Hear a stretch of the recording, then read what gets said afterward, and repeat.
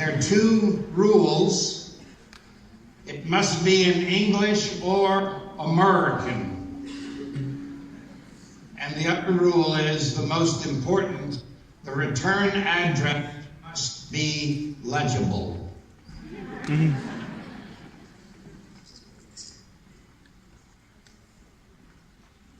You can help me. Wonderful guy this is.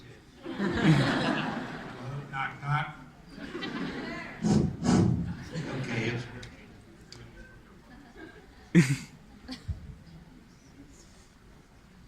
Okay.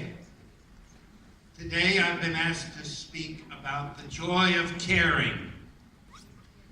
So I will give some background about my life. I am 73.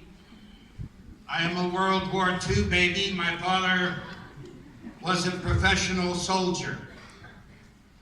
I grew up on military bases outside of the United States, so I wasn't given the propaganda of nationalism. And everything you like about me, but my activism, came from my mother. She was a school teacher. I never saw her angry or unkind. If I said the word giraffe in the morning, there was a book about giraffes in the afternoon. She was not an activist. She actually said, if you can't say something nice, don't say it at all. Not my style. I grew up a weird, nerd, dweeb, dork, sissy boy.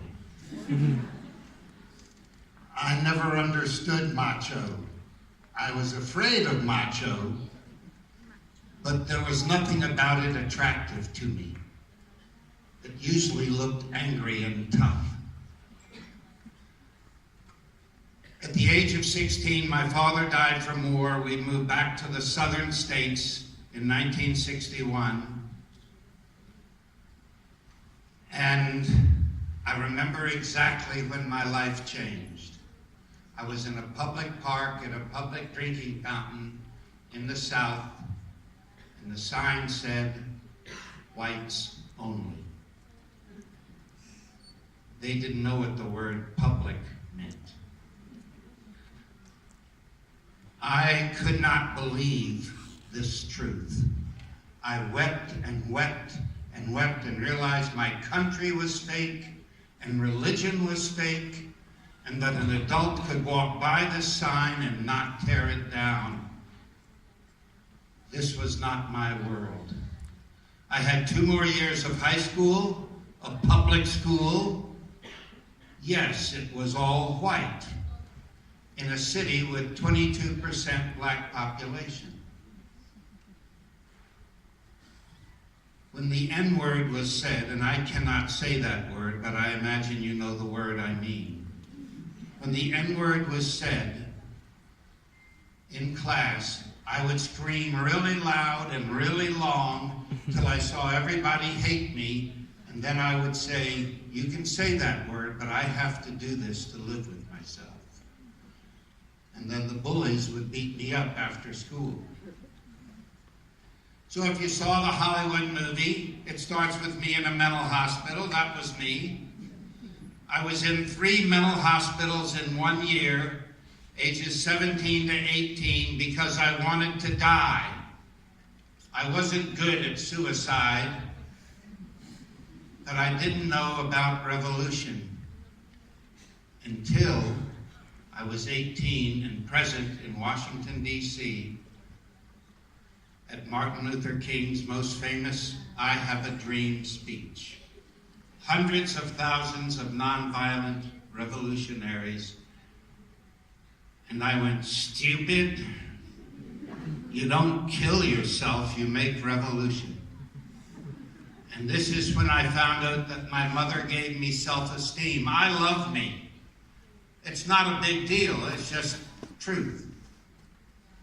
And so I didn't have to develop into a person that made revolution. I just had to decide what that revolution would be. And the first discussion with myself is, how can I be an instrument for peace and justice and care for all people and nature? Like John Lennon, no country, no God. How can I be an instrument all of the time? And that's when I decided to never have another bad day, that I would be a radiant, happy person all of the time. And for 55 years, I have been that person without one bad day. I make me, and I believe it is the option of each human being that if they decide to make themselves, they just have to decide what that self will be. Well, you know, I love love, and I was looking for a love job for men, because women had most of the love jobs. And I thought maybe a doctor is a love job. I didn't know that most doctors were horrible people.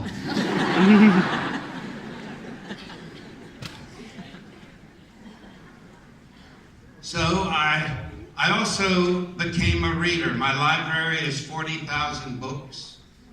I have been reading 80 to 100 books a year since that time. Great literature and on subjects that matter to me. And I went to undergraduate school. I got in medical school after 3 years. And within 1 week of being in medical school, I saw hospitals were horrible places. I haven't found one happy hospital in the world. And yet, of course, happiness is great medicine. And that the hospitals at my medical school, the most painful thing was the rude, arrogant physicians. That was 95% of my professors. Yes, all men. They would walk in a nursing station, humiliate a clerk, and everybody was silent. I don't do silence well. And so I said, "Nice rudeness, doctor. Boy, you humiliated that ward clerk beautifully. I hope I'm a big, strong doctor like you when I grow up." They didn't like me. But I can't be silent around injustice, or I'm a coward.